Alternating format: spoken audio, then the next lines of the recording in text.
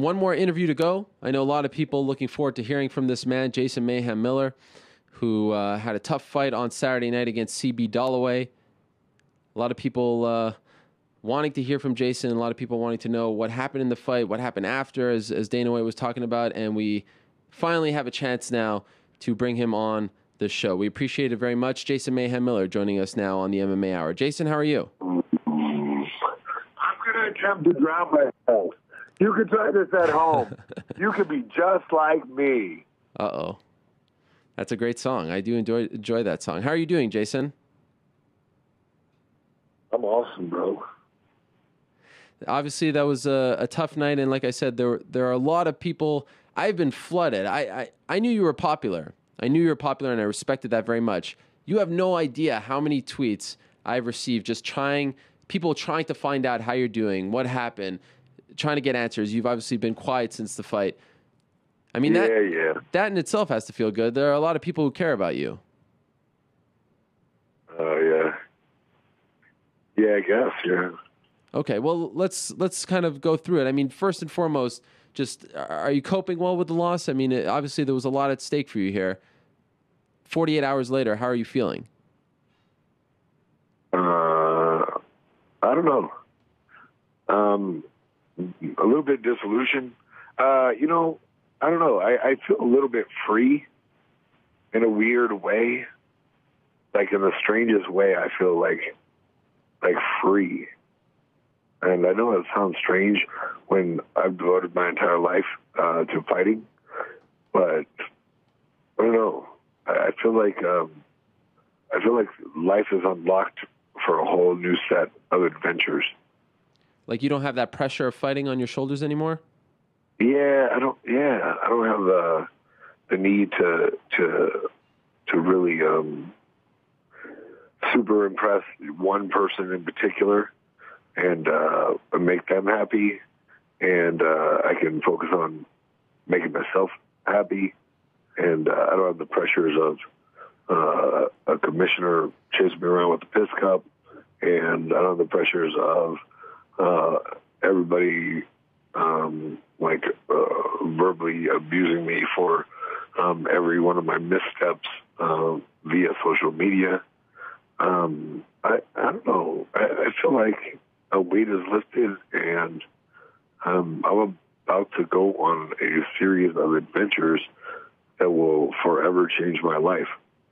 So have you officially retired? Oh, yeah. I mean, every fighter gives the same answer when they say they're retired is like, pretty much every fighter says I'm retired until I need money. But I'm a pretty smart dude, and I have a lot of avenues available to me. I think, at least, I think that I could definitely develop something that will give me more money than working the desk at Starbucks. So are you retiring because you put that stipulation out there, or because you want to retire? Yeah, no. Oh, yeah, I said I would, and so I am, I don't get the job done, and that's what I'm saying. Like, I'm done for right now. See, who knows what the future holds, but at the same time, what's the point? But do you want to retire? Like, do you still want to fight? Do you still have that fire in you? Fighting. Listen, let me tell you one thing. I consider myself a world adventurer. Like, that's what I do. I adventure. One particular set of adventures is fighting, and that was super fun. And I had fun for a good amount of time. But, it's like there is a sport. It's not just this rumble. It's a sport. And I got outsported. And I don't know. I'm looking for the next thrill. I'm thinking about just getting a life insurance policy and to be donated to charity, and then just taking on some ultra hazardous activities. Did you? I'm going to go jump. Go ahead. Sorry. No, I'm going to go jump off a bridge. I don't know. I'm just gonna push the human experience to the limit and have a lot of fun doing it. But jump off a bridge the safe way, right? I hope. With the condom on? No. I just mean, I don't know, people, like when they have those rigs and Yeah, stuff. I was joking. Yeah, I know. What do you mean rig? So you're talking about? Nah, I'm gonna base jump. Oh, base jump. Train up. Yeah, I'm gonna get used to it and see how good I can get at it. It'll be fun. Did you underestimate CB? Like, did you think he wasn't as tough as he was? Yeah, and there were some things in the fight that I was very surprised by. He was a lot longer than I realized. He did some weird maneuvers that I never ran into, like that cross grip. He did. And his jab has improved. That was one thing I noticed. I was like, damn. I'm like, man, he just kept me off him with the jab. There was a lot of things in the moment of the fight I was surprised by, but I thought I was prepared for most of them, and I didn't make the adjustments, and I lost. How injured were you going into the fight? A lot of talk about your knee being, I guess you covered it and it looked like you were hurting there. Were you in serious pain going into that fight? Yeah, you know what? Since I'm done fighting anyway, I'll just bust out all the excuses. Yeah, sure. Yeah, who cares though? I mean, look, man, they say to them, we're the gladiators of the current day. Well, guess what? The gladiators were slaves, and there ain't no sitting at home and not fighting, no matter how injured you are. Like that's just the real right there. That's the realness. You can't. What am I going to do? Take the day off and hope some money rolls into my house?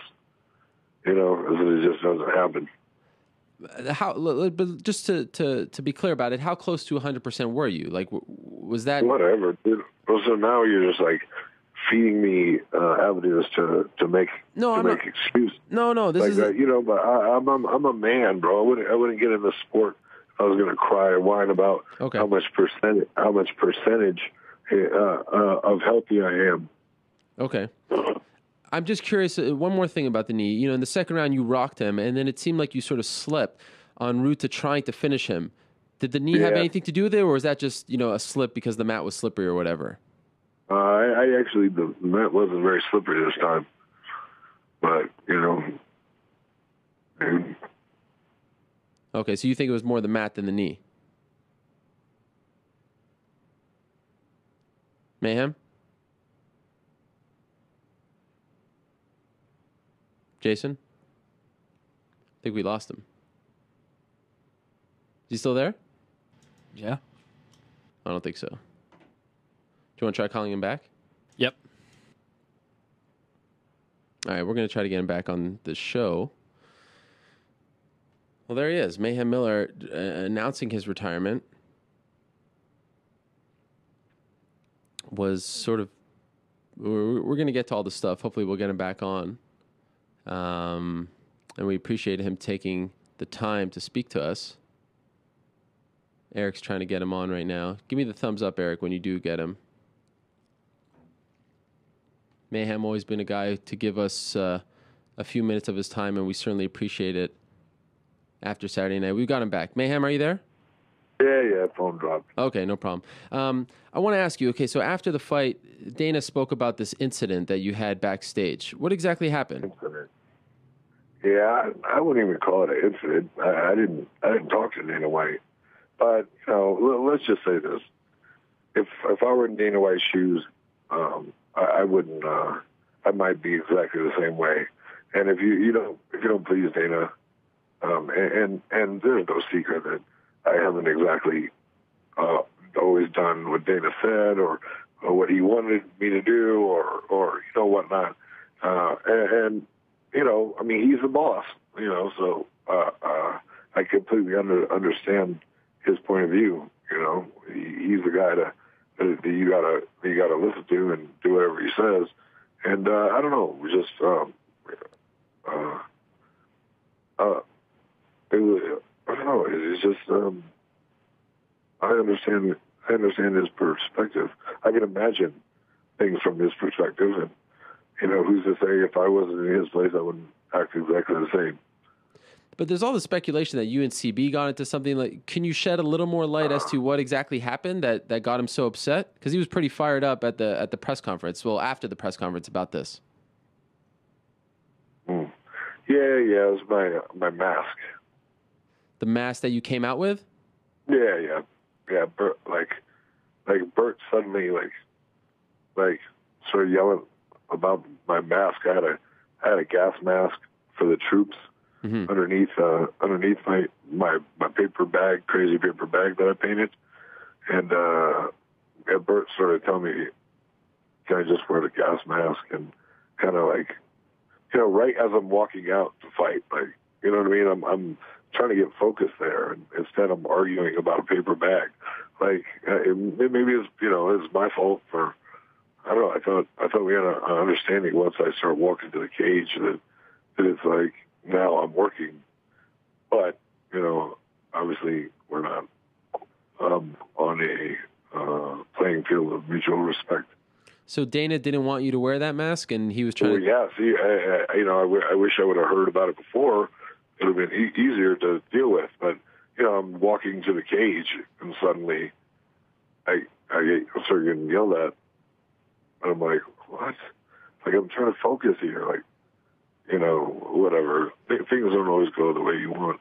Right. So that's life, and you have to deal with it. And the Bert, just in case people don't know, the Bert that you're talking about is Bert Watson, who sort of rounds up the fighters and is the he's the glue in that whole UFC. Yeah, he's the guy. So he was not telling you; he was just sort of trying to follow orders, so to speak. Like he was. Yeah. Well, yeah. But that's his job. But I just wish.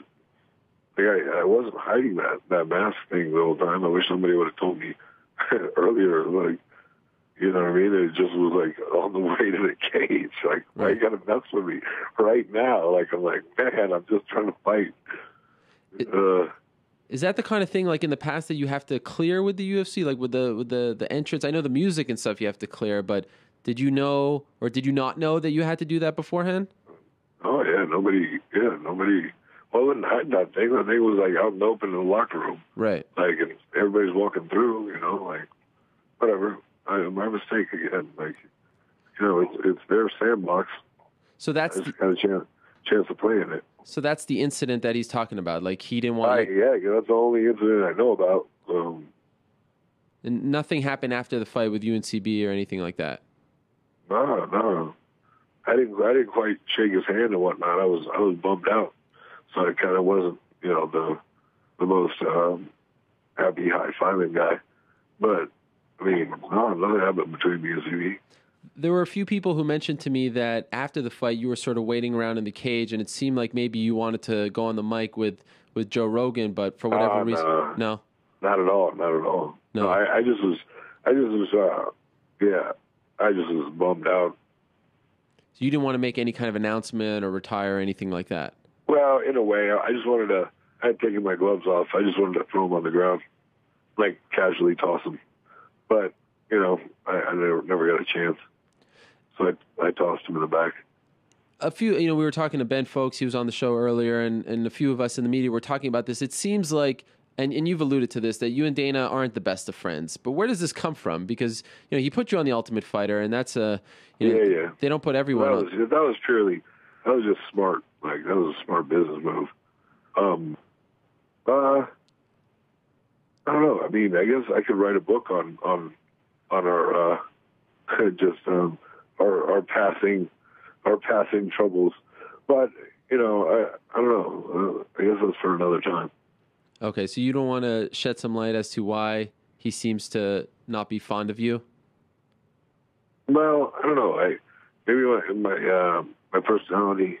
Sometimes you just rub people the wrong way, and then when you're in charge of a multinational corporation, and you kind of don't like someone, it's pretty easy to just I don't know, to swap me every once in a while. Do you think that maybe he just doesn't get the Mayhem persona? He was talking about at the weigh-ins and you're dressing up and everything. He says that you don't take it seriously.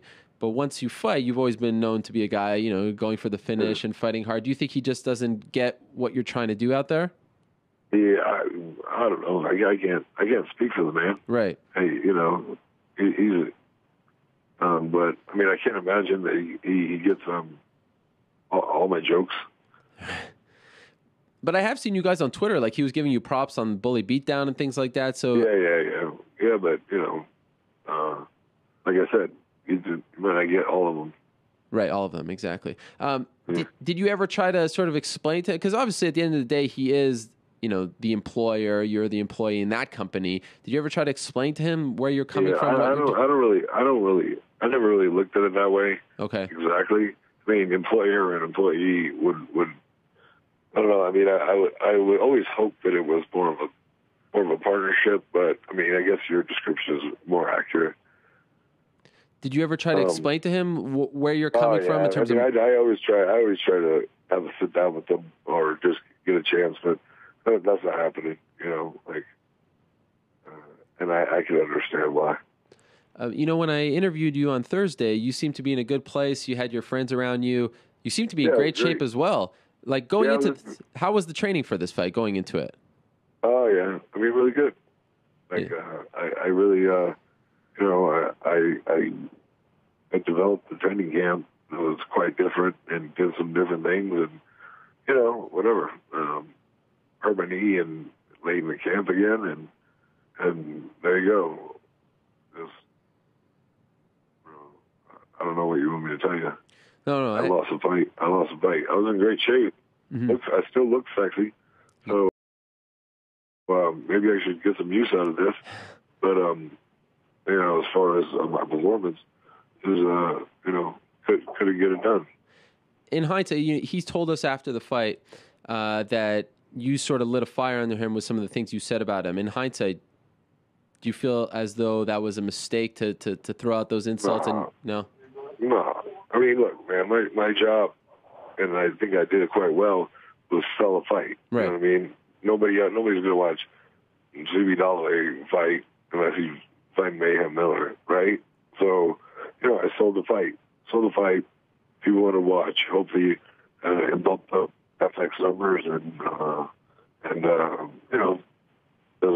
doesn't matter at the end of the day, but hopefully some people watched the fight and had a good time. Was the noogie a spur of the moment thing, or was that something that you planned?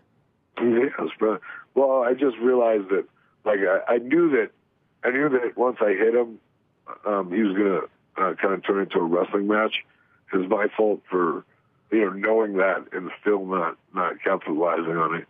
So yeah. I just realized, like, this guy is just gonna stick his head in my chest, just like grab my legs. Like that's how this fight's gonna go. And I didn't stop it. So and there you go. Is there anything, like, do you think there's a time, 24 months, 36 months, you may reconsider and come back? Like, are you leaving the door a little open, or have you slammed it shut now? Yeah, I mean, might as well slam it all the way and go experience life in a different way. So what's the next, like, what's the adventure? What do you have planned? Have you started to think about what you're going to do, the crazy adventure that you're talking about? Yeah. Oh, yeah, absolutely. Can I live vicariously through you for a second? And yeah, well, don't worry. It'll all be on film. You know what? I plan on having a meltdown, all videotaped. No, I hope not. Yeah, it'll be fun. It'll be awesome. Like a fake one, like an acting one, right? Yeah, no. What do you mean? What do you mean acting? Well, no one wants to see you melt down. No, I mean, it won't be a complete and utter meltdown, but I'll go and do all the things that you wish you could do, just for so you can live vicariously. But within reason, right? No, outside of reason. Oh, well, where are you going next? Like, are you leaving the country? I don't know, maybe. Listen, I like to just roll around with my passport and disappear. Do you have sort of a bucket list now that you're going to try to cross things off? No, I have a fuck it list. Right.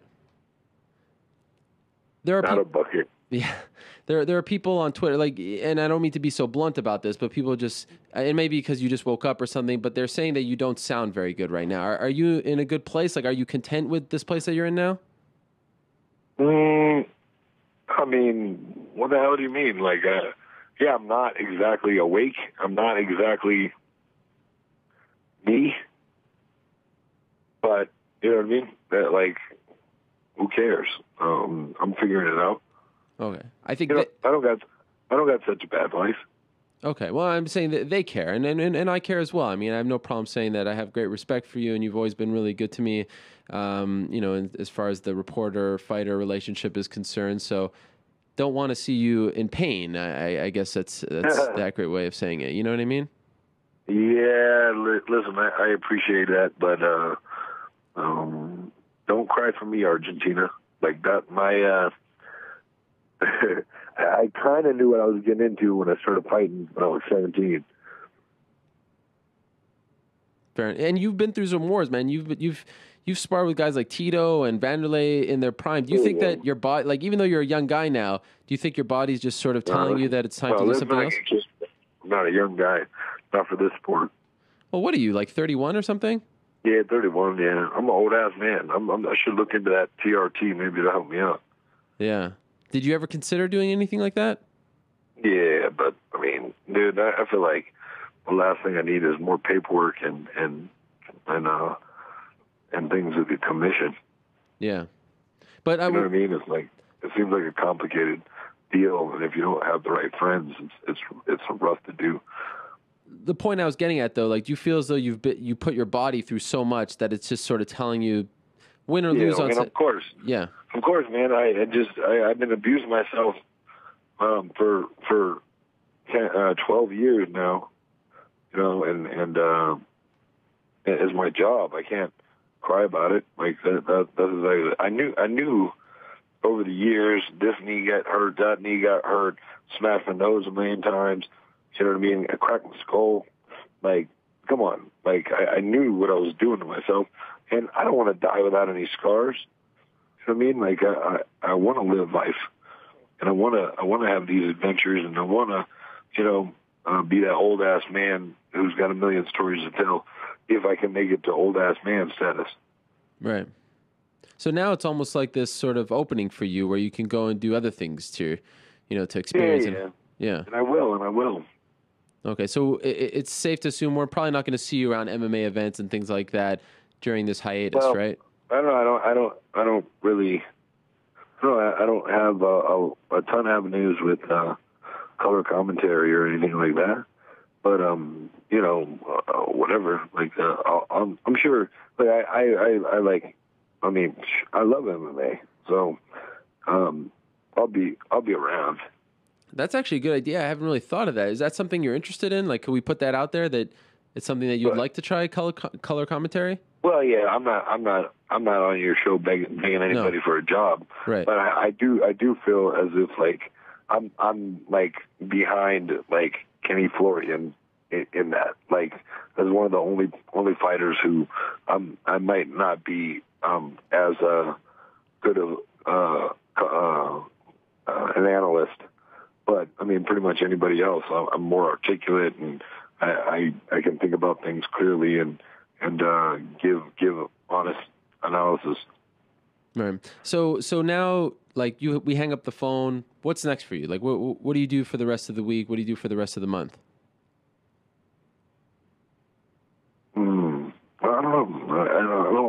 I don't like how you try to make me plan things out. Okay, I'm sorry. I won't do that anymore. I'm just gonna walk the earth, meet people, get into adventures like Kane from Kung Fu. Fair enough. One last thing, Mayhem. Anything, like I said, flooded, and we're continuing to be flooded. And if you go on your Twitter page, I'm sure you will be as well. Anything you want to say to those fans that continue to support? I saw a lot of them bombarding Dana White with some pretty hateful messages and things like that. Anything you want to say to those people who are tuning in now? Wait, why are they hitting them with hateful messages? A lot of people think that he has it out for you, that he should have kept you around, that they want to see you stick around in the UFC. What do you mean kept me around? Like, they cut me before I was retired? Yeah, I guess that was because no one knew for sure. We hadn't spoken to you, but he said it. I don't even know, to be honest, if he knew of the... Well, that's weird. Yeah. I figured they would tell me. Well, you know how that thing goes. We asked him and put him on the spot, and he says, "Yeah, you're done" at the press conference. So I don't think that's really a Joe Silva thing. But just to be 100% on the record and clear, he did say that you were done with the UFC. So, well, that's fine. So that's why they were giving him the messages and things like that. Yeah. Well, I would tell everyone not to do that. No need. Right. But just the best thing you could do is support any other endeavors that I got, and I'll try to improve and enrich your human experience if you try to improve and enrich mine. And what about the Bully Beatdown? Could this be an opportunity to do more of that? Yeah. No. I don't want to do that. I want to spread my wings creatively and really make some life-changing television and do some things that are far off the beaten path. Well, I look forward to seeing what you do next, Mayhem. Again, thank you very much. Yeah. I know you're... Okay, bye. Bye. Okay, thanks, Mayhem. Appreciate it. There he is, Mayhem Miller. I wanted to thank him for the time and that he's not really probably in the mood to be doing interviews, but I think he had enough. So there you have it, Mayhem Miller retiring. A sad story, I think, because I still think Mayhem is has something to give to MMA, and I never really thought of him in that sort of color commentator role, but I think that would be a good opportunity. Maybe if it's not for Zuffa, maybe for an HD Net, or who knows, maybe even for Bellator. You know, not to say I think Jimmy Smith is fantastic. I'm just sort of talking out loud right now, but hopefully he's okay and he will be able to find what he's looking for and spread his wings, as he said, because Mayhem, one of the true characters in our sport, and maybe Father Time has caught up to him. Maybe his body has said it has had enough, and if so, we thank Mayhem Miller for all the great things he did in the sport and all the great entrances and the entertainment and the theatrics, all that stuff. I mean, a true one of a kind Mayhem Miller was, and we look forward to seeing what's next for him. All right, so we are done.